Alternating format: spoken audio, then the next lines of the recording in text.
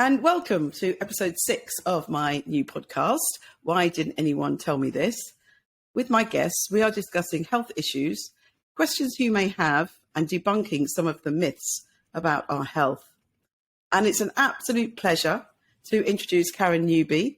She is author of the Natural Menopause Method, and Karen is a registered nutritional therapist who specialises in women's hormone health, especially at menopause, with over 10 years clinical experience. She holds a BSc in nutritional medicine, and she runs a specialist menopause clinic and hosts regular retreats, corporate talks and workshops on the subject. She's very much a complementary practitioner, often working with GP menopause specialists and women on HRT. Her approach is highly practical, realistic and achievable as we deal with very low bandwidth in amongst our turbocharged modern day world. So it's an absolute pleasure, Karen. And she held a retreat last Saturday, and I was very privileged to go and have dinner with her the night before. So we really did have a great catch up with how we felt about menopause and much, much more. So, Karen, I would love to hear about your work and why you became a nutritionist. Well, lovely to be here, Joyce.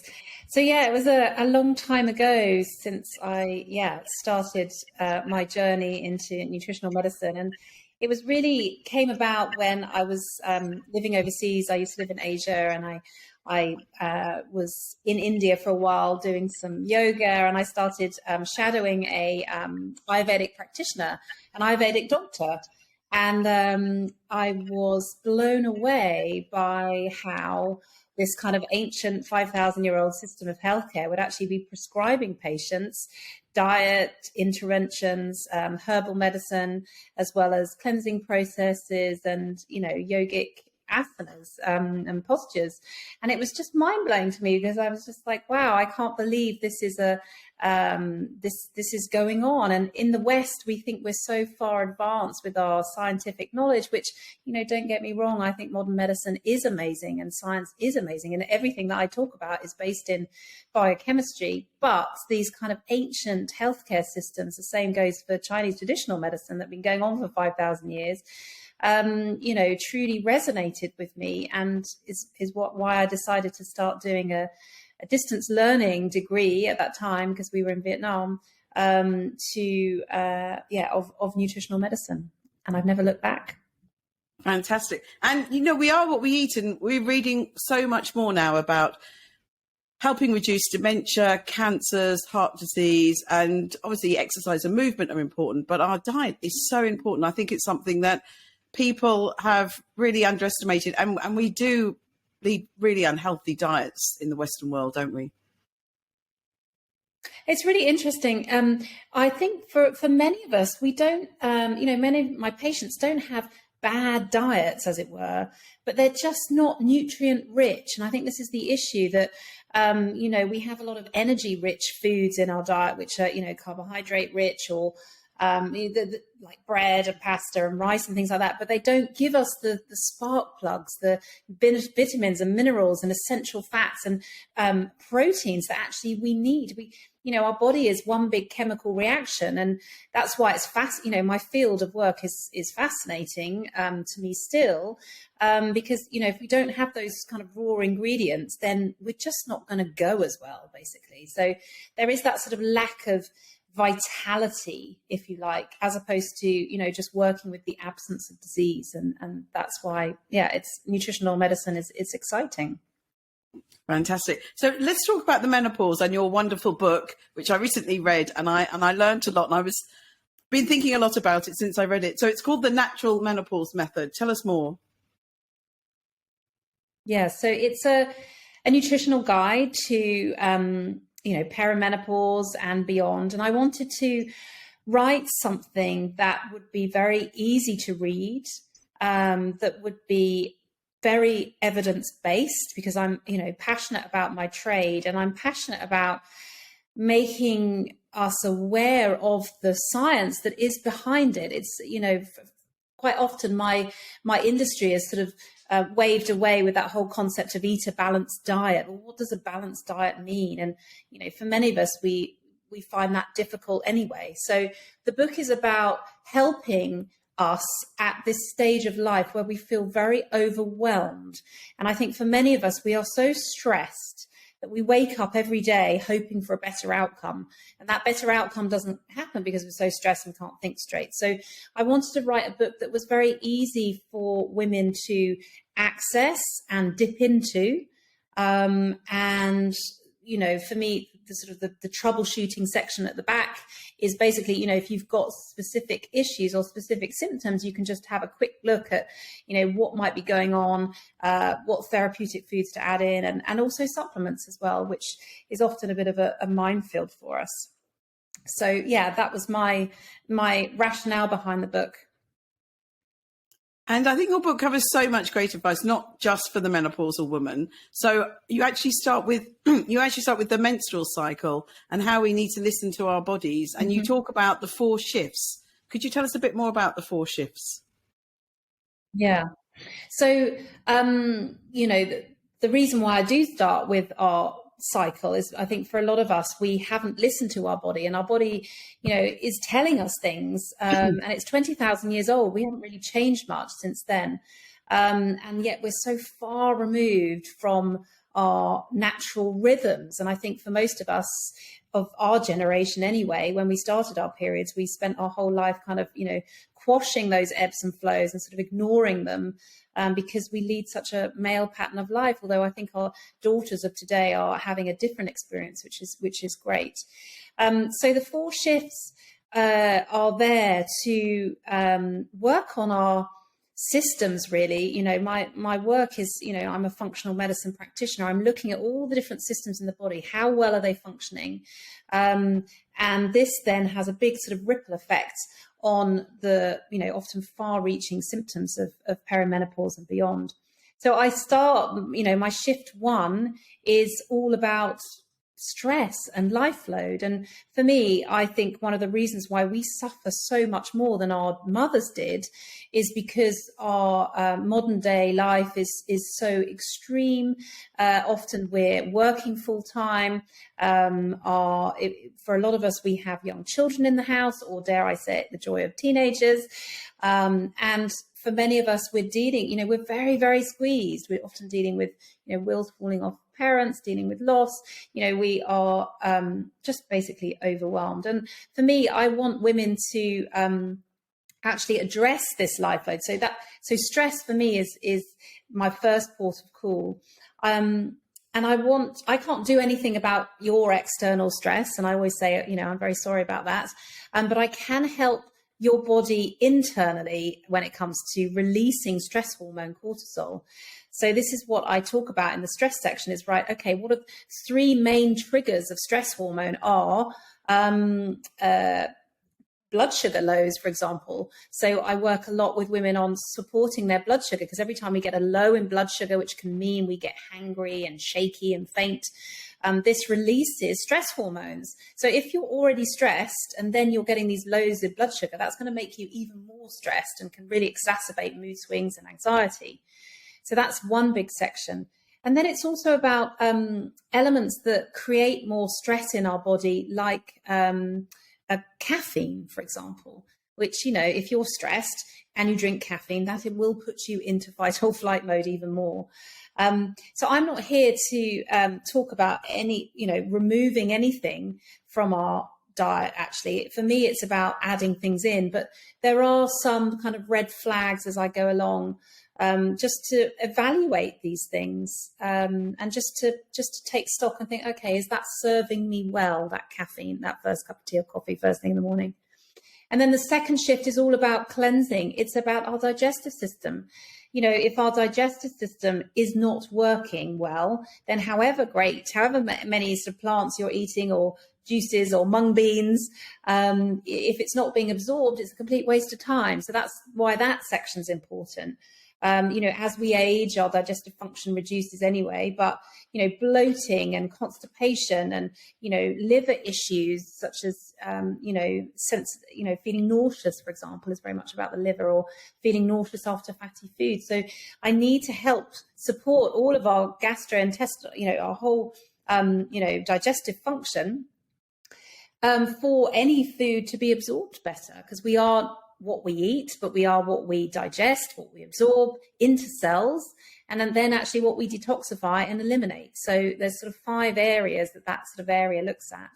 And then there's the sleep section, because if we don't sleep well, we wake up stressed, and then that cycle of caffeine and carbohydrates continues. So, you know, that's all about tomorrow starts today, and addressing this kind of sleep inequality that we have as women.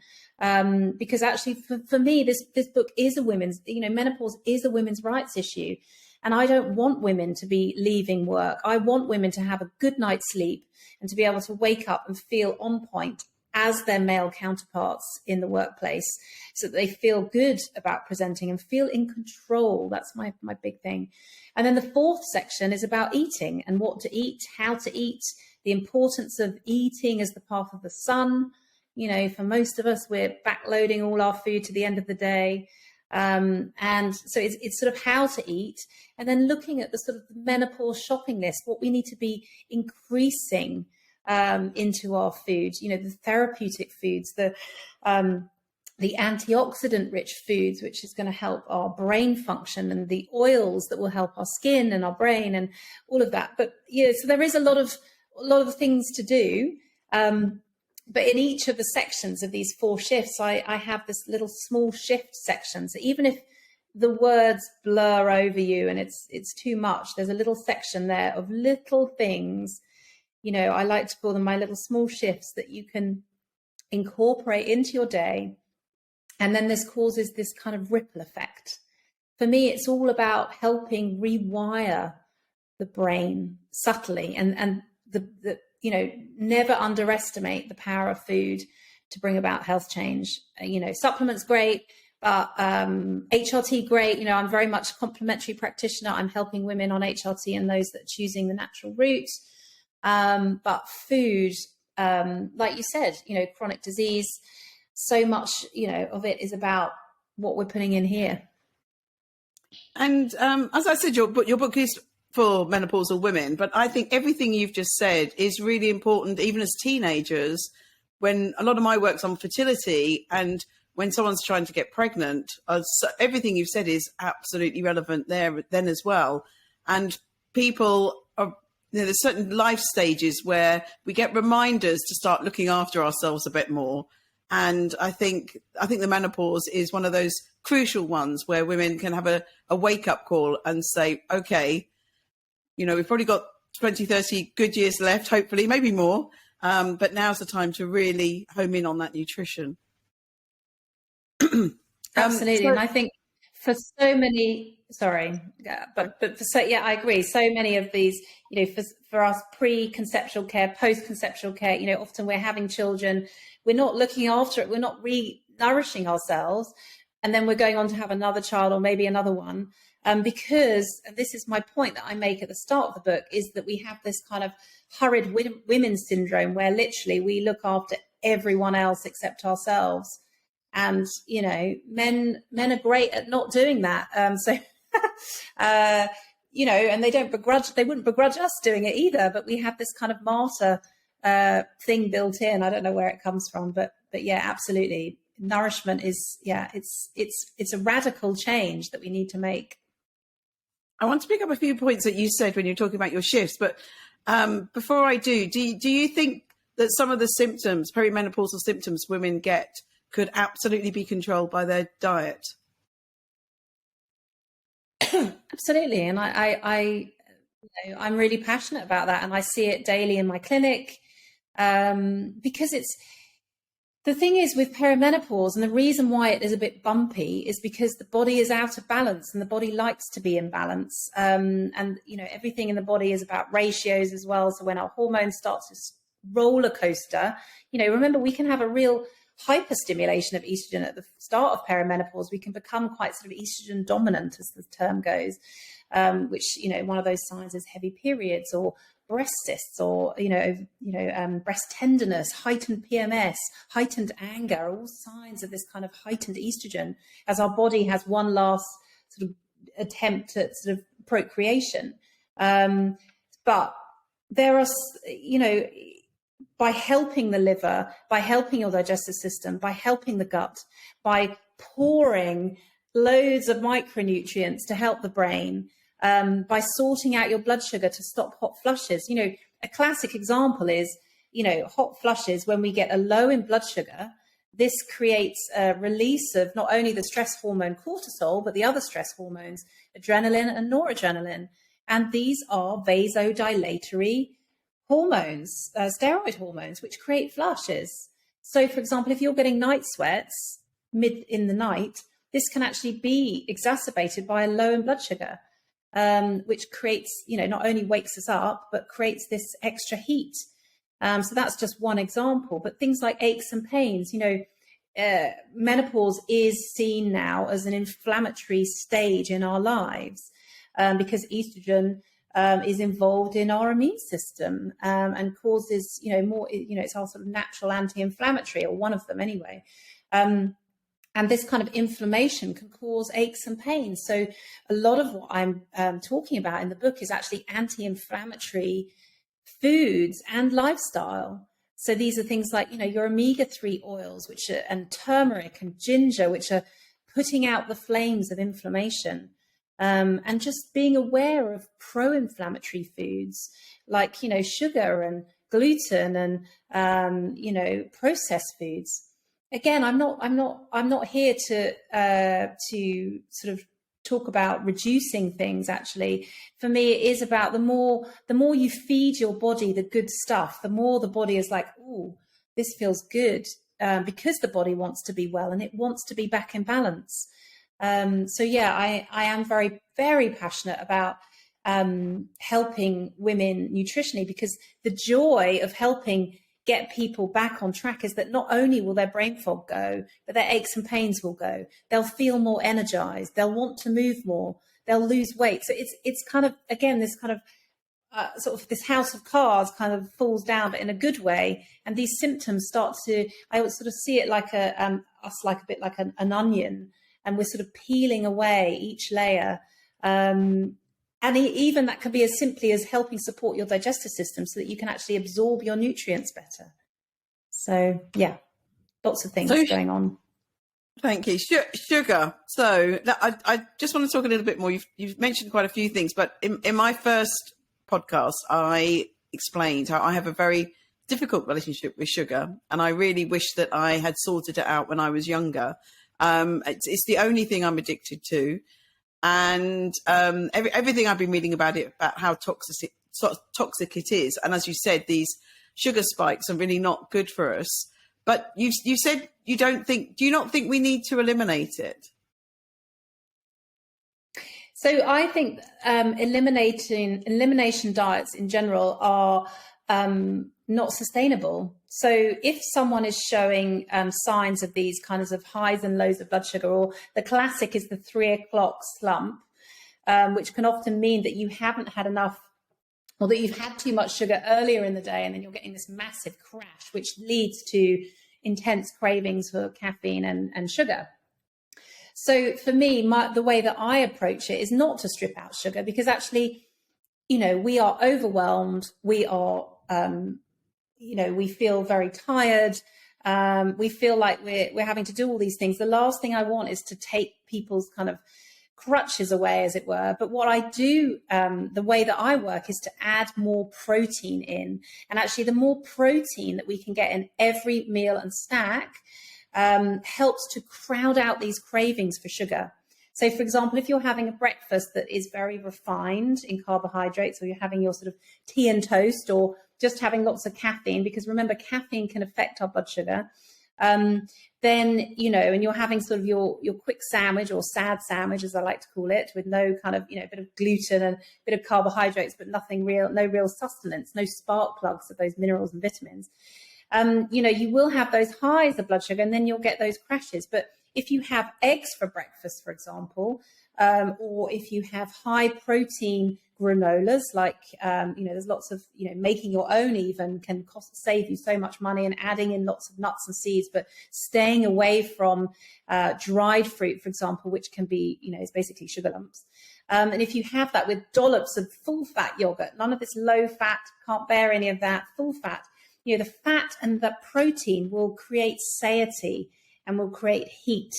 And then you will feel satisfied. And if you do the same at lunchtime, so at lunch, I often have, lots of either leftovers, which is a big thing for me, or I will have lots of things in the fridge that I can sort of, put something together, like falafels and dollops of hummus, a few olives out of a jar, and some leaves and maybe some sauerkraut, but just a big lunch. We're not eating enough at breakfast and we're not eating enough at lunch. And if you do that, that 3 o'clock slump will not arrive, I promise you. And then you'll feel hungrier and you'll want to eat an earlier meal, and then you'll wake up feeling hungry again, because that's often the thing that happens, is that we don't wake up feeling hungry and then we don't want to eat breakfast, and then that cycle continues.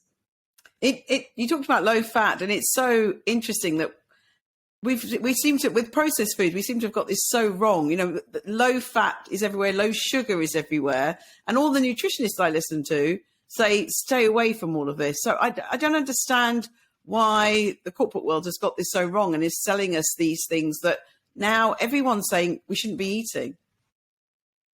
Yeah, so we have, it's the classic example of a food industry that doesn't care about health, and unfortunately a health industry that doesn't care too much about food, or there is relatively low knowledge within our healthcare system for GPs or other endocrinologists to actually give some overviews of what a helpful diet would be in this instance. So with low sugar items, we'll start with, low fat. It's got so much sugar in, and, some of the big brands out there, are still producing stuff that is low fat, but it's got the sugars, and sugar just converts to fat. But also the problem is with low fat items, or yogurts, for example, which is the biggest kind of area I would say this is an example of, is the fact that because it's low fat, you're not benefiting from the vitamin A, for example, that is high in dairy, because it needs fat to be absorbed, because it's a fat soluble vitamin. So this is why women that are dieting and doing this whole low fat thing, we do have to think about their vitamins, their vitamin status of, A, E, D, and K. And then we have the sort of the low sugar things. I mean, I would say full fat yogurt is generally low in sugar. It's whole food, and it's about going back to as close to nature as possible when we're picking our food. Choosing food that doesn't have a PR campaign, which is when you kind of look at, fruits and vegetables, your eggs, your pulses. When you go to the pulse aisle, it's all a bit dusty, isn't it? It looks a bit sort of sad, but they don't have marketing campaigns saying high protein pulses. Whereas actually it's the processed rubbish that has all those slogans. And you have to, I think as a consumer, we do have to always question, is this really helpful for me? And I always recommend for my clients to look at the back of pack, because by law, food marketing, they have to put by law the amount of ingredients by volume. So that if sugar is 1 or 2 of that in that order, it's going to be high sugar, and anything over 15 grams per 100 grams is high sugar.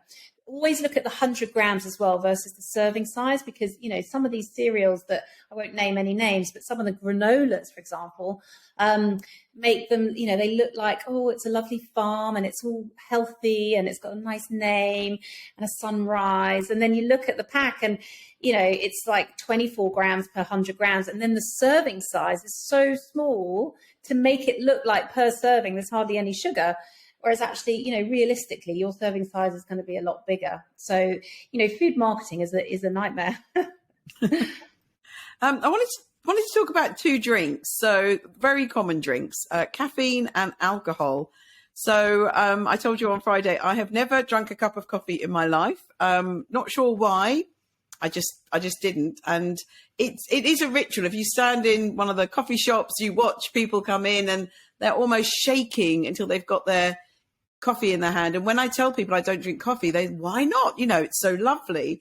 But also alcohol, something that's just become ingrained. And I see so many menopausal women who, when I ask them about their alcohol, they're drinking 2 or 3 glasses of wine every evening without having any breaks. So tell us more about those two drinks and what you would advise to Yeah. really help menopausal women. Yeah, so two things that are very legal along with sugar, those three things, all legal, but are, have very adverse kind of biochemical effects because, the body, again, is 20,000 years old and struggles to work out, these, high, the sugar, the alcohol and the caffeine. So with caffeine, I went decaf a number of years ago now. I think that's an amazing stat that you've never had a cup of coffee as well. That's pretty, that's interesting. It's very, very few people can say that. So that's good. But caffeine basically is, puts us into fight or flight mode. And, it mobilizes stored glucose that is in our liver and creates, sends this glucose to our brain and to our heart and to our lungs and to our muscles, which is why actually, if you have got a lot of work to do, it can be very useful, which is why we're addicted to it.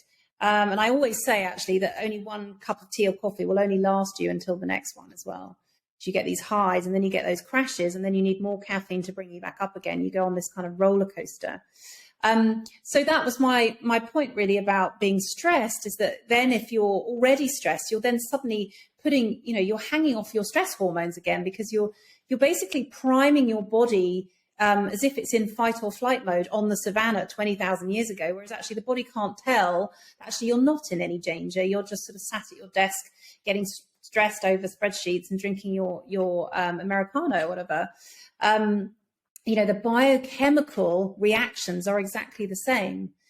And for me, genetically, we can be fast metabolizers of caffeine and slow. And both of them have positives and negatives. But, for me, I'm definitely a slow metabolizer. So I feel very jangly if I have too much. And I wanted to stop being a slave to caffeine. And I think for many of us, we are, we can't get out of bed in the morning unless we have our tea or coffee. And I love the fact now that I don't have that kind of extremes. And it really helps your mood swings, and it really helps that afternoon energy slump. And it helps your sleep. So if you have any issues with sleeping, reducing your caffeine or avoiding it completely is an easy win. So if you do enjoy your coffee, then my biggest bit of advice is just to have it with breakfast. Because this lessens the effect on your hormones. Enjoy one or two, and then for the rest of the day, enjoy your herbal teas and water. All we really need to drink is water. Helping your children, if you have them, to get used to drinking water is just a great life skill. And then alcohol, alcohol becomes, for a lot of us at menopause, kind of quite self-limiting. And I've definitely noticed this in my alcohol consumption, is that the hangovers become so intense and can last more than 2 days or whatever. It's just not very helpful. And the reason is because it is a massive liver toxin, as is caffeine, to be honest. Caffeine massively affects our detoxification pathways. And alcohol is detoxified over anything else. It's detoxified first. And that, in my opinion, is a sign of how toxic the body views alcohol. So, the aldehydes, which are a byproduct of alcohol, can massively affect the cell and the mitochondria. Again, I'm not here to say to people, stop drinking, but it's a subtle change. It's allowing yourself time to have days of the week not drinking, but also, in France, on the Mediterranean, they will have a little glass every day. And actually, this is more healthful than what we do in the UK, which tends to be like nothing and then binge drinking, which is just as is more harmful, I think. But having it with food, having small glasses, but also quality over quantity. So if I go out now, I will have a glass of champagne, which might cost the same as half a bottle of wine, but I will enjoy it and I will savor it and I will celebrate it. And I suppose this is my whole raison d'etre with anything to do with food. It's celebration. That cake, I want you to enjoy a full fat cake, please. None of this beetroot cake or anything like that, or no fat. Enjoy your fat, enjoy real sugar in a cake. but be mindful of it and celebrate it. And I suppose that's the same with me with alcohol. Less is more at menopause. So I think your main message, everything in moderation. And I'm with you with the champagne. I've always been a champagne drinker. I'd rather have that one glass and then not have anything else. Annoyingly, I also don't get hangovers though. I don't know. Maybe it's something to do with no caffeine. Yeah, I can't remember when I last had that. I don't drink excessively that often, but when I have, I wake up and I'm totally fine, which is very annoying to my friends. Oh, how annoying. I know, sorry. So can I ask you, have you heard people say, why didn't anyone tell me this? And what did they ask? Well, I suppose, the sugar is a big one, I think, how to get out of those sort of sugar cravings. And I know that you have definitely sort of noted that. But also, I think it's looking after yourself more and putting yourself first. And that's why I love working with women in this space, really, is to help them at the age of 40, 45, 50 plus to suddenly take this radical step of putting themselves at the top of the to-do list. And I, and like you said at the start, menopause, because we start to get this big shift, we are forced actually to re-examine our lifestyle and our lives as well. And I think for so long, I haven't put myself first. And, even my cat, well, she does still go above me. But, we are sort of, our male, for those of us who have male partners, they are wonderful at sort of putting themselves first, and they're not being selfish. They just have that in them. Whereas, my husband will go for a run, even if there's loads of stuff to do around the house or, weird times of the day, but he will go, and he wouldn't begrudge me going to do exercise or going for a run or whatever whenever I wanted to. But I think women feel like, I've got to do this, that, and the other. And it's the same with sort of resting as well. My partner will happily sit and rest and watch some rubbish on the TV when, the house is a tip. Whereas we're like, oh no, must sort all of this out. But why? And I think, we are the central cog, in a wheel with, as I said, looking after everyone else. And we wouldn't have it any other way. I think being a woman is incredibly special, and we're very loved. And we have amazing friendships and amazing connections. But I do think that is something that I wish I'd done a lot earlier, really. But I'm certainly doing it as much as I can now. I think you're right. That's a very common problem for women. And I always say, when you're on the plane, they say, put the oxygen mask on yourself before anyone else. And I think at the menopause, if we don't really start spending some of our day looking after ourselves, then we are going to have more symptoms. We're going to have more symptoms, and we're going to increase our risk of some of the chronic conditions. So it's our wake up call time and it's not being selfish. It's just to start looking after our health. So we'll be healthier to look after everybody else. So that's one of my mantras. Have you come across any myths that you would like to debunk?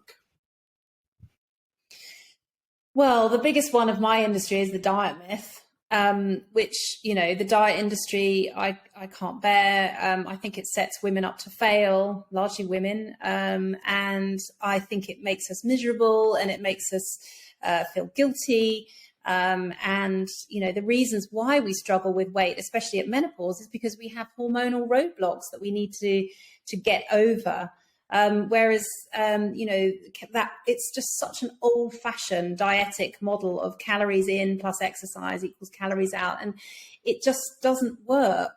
Or it's not sustainable. I think we go on average of 4 diets a year.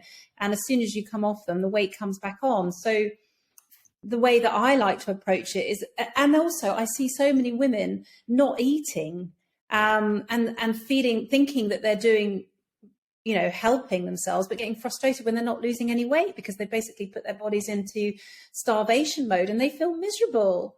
So yeah, that is a big bugbear of mine. And for me, my approach to weight loss is about an abundance of nutrient-rich foods, which are largely, a lot of them are plants. So being more vegan, I'm not vegan myself, but eating more plants generally helps to give you that flooding of micronutrients, which helps wake up the thyroid, which helps boost or support our metabolic rate, which helps our brain, which makes us feel lighter.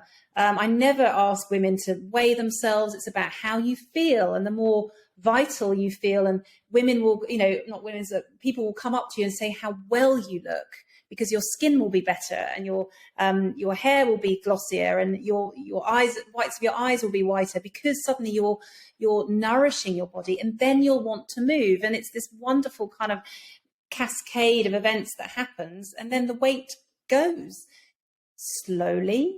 But that's what we want. The 2 pounds a week, it goes, that's, no one has to weigh themselves. It's about how you're feeling, which is really important to me. And then, the world's your oyster, really, rather than this kind of deprivation. And there's a great bit of research where a piece of cake was shown to an American audience and a French audience, and they were both asked to say what was the first word that came into their head. And the Americans said guilt, and the French said celebration. And for me, food should always be celebration, and helpful food should always taste good.